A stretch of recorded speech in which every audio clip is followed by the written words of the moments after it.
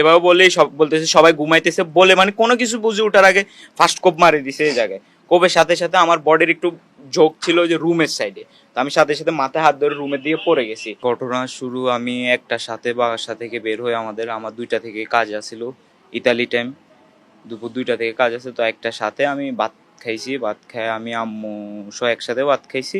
আর আমার বোন ইতালির রোমে হত্যাকাণ্ডের শিকার একই পরিবারের 3 বাংলাদেশির দাফন সম্পন্ন হয়েছে।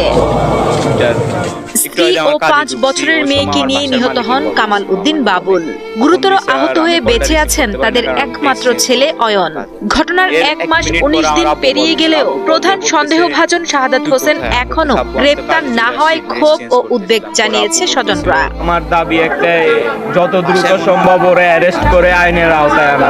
আমার 65 বছর বয়সে আমি চিন্তা খবর খুঁজতে এইভাবে দেখি না কোনো সময়। আমরা সবাই শোকাহত এবং এরা কিভাবে থাকবো আমরা এটাই সামলাতে পারতেছি না, আমরা নিজে মানতেছি না। শুক্রবার বাদ মাগরিব নোয়াখালীর কোম্পানিগঞ্জে শিশু নিকেতন সরকারি প্রাথমিক বিদ্যালয় মাঠে জানাজা শেষে পারিবারিক কবরস্থানে বাবুল, তার স্ত্রী ও মেয়ে আরওয়া ইসলাম আরিশাকে দাফন করা হয়। এর আগে সকালে ঢাকায় পৌঁছায় 3 জনের মরদেহ। পরে স্বজনরা মরদেহ নিয়ে যান গ্রামের বাড়িতে। গত 26 জুন রাতে রোমের ক্যাসানতি এলাকায় একটি অ্যাপার্টমেন্টে ছুরির আঘাতে 3 জন নিহত হন। তাদের মধ্যে গুরুতর আহত অয়নকে উদ্ধার করে স্থানীয় হাসপাতালে ভর্তি করা হয়। হাসপাতালে জ্ঞান ফিরছে তখন বাতিজা সব বলছে যে শাহাদাতকে দেখছে এবং শাহাদাত নিজে একাই করছে, শাহাদাত চাপাতি দিয়ে তাদেরকে খুন করছে। শাহাদাত একমাত্র খুনি, শাহাদাত সাথে কেউ ছিল না এবং তাকে হত্যা করতে চাইছিল। লাকিলি সে পালায় কোনো রকম নিজেকে বাঁচাইছে। হত্যাকাণ্ডের প্রধান সন্দেহভাজন হিসেবে শাহাদাত হোসেনের ছবি প্রকাশ করে ইতালির আইনশৃঙ্খলা বাহিনী। তাকে ধরতে তথ্য চেয়েছে রোমের পুলিশ। একই সঙ্গে হত্যাকাণ্ডের কারণ জানতে তদন্ত চলছে।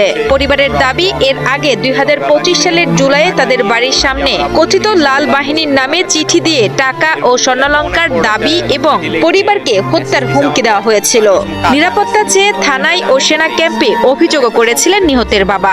এখন ছেলে সহ পরিবারের 3 সদস্যকে হারিয়ে দ্রুত বিচার ও অভিযুক্তকে গ্রেপ্তারের দাবি জানান তিনি।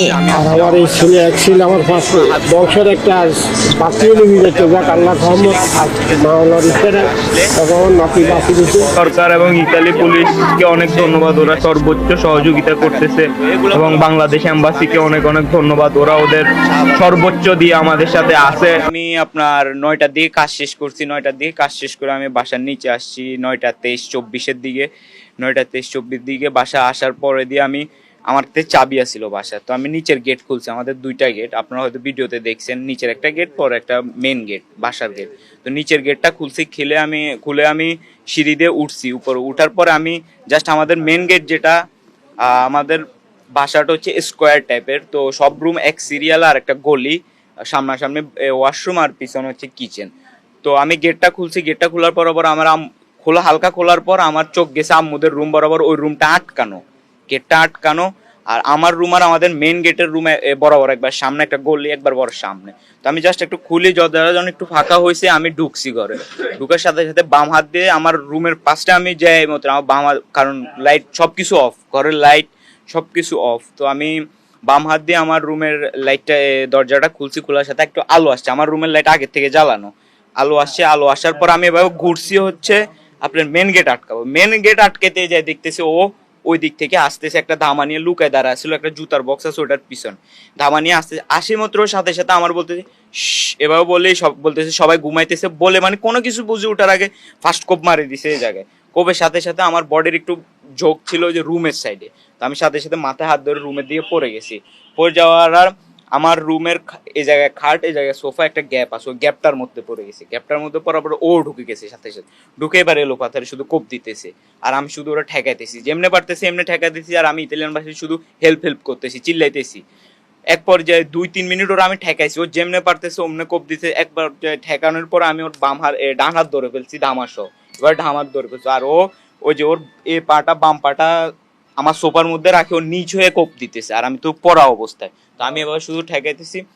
পরে এক পর্যায়ে ওর হাত ধরে ফেলছে, হাত ধরে ওরা আমি এবার হাতটারে ঘুরাইছি, আর ধামাটা পড়ে গেছে। পরে যাওয়ার ও উল্টে পড়ে গেছে সোফাতে। পড়ে যাওয়ার পর ওরে আমি পাড়া দিয়ে, ওর পেটের উপর দিয়ে পাড়া দিয়ে দৌড় দিছি। ও আবার পিছন থেকে আমার গেঞ্জি টান দিছে। তো আমি ওই দিন জার্সি পরা ছিলাম, ব্রাজিলে একটা জার্সি পরা ছিলাম, জার্সির পিছনে রক্ত হয়ে জানেন ওই ভালো মতো দৌড়তে পারে না। আমি যেমনে পারছি অমনে ওরে ছিঁড়ে পরে আমি সিঁড়ি দিয়ে দৌড় দিয়ে নামছি, ও এই যে পিছন দিয়ে আমার দৌড় দিয়ে নামছে। পরে আমি গেটের বাইরে যাই, আমাদের বাসার ডান সাইডে পড়ে গেছে, আর বাইরে কিছু লোকজন ছিল। আবার ওই সময় আমাদের বাসার একটা মেয়ে ঢুকতেছিল, ও আবার হচ্ছে ইতালিয়ান একজন পুলিশ, তো আমার সাথে সাথে বুকে জড়ায় ধরে ফেলছে। তো আমি ডান সাইডে পড়ে গেছি আর ও বাম সাইড দিয়ে দৌড় দিয়ে পালাই চলে গেছে। এটাই ওই দিনের ঘটনা।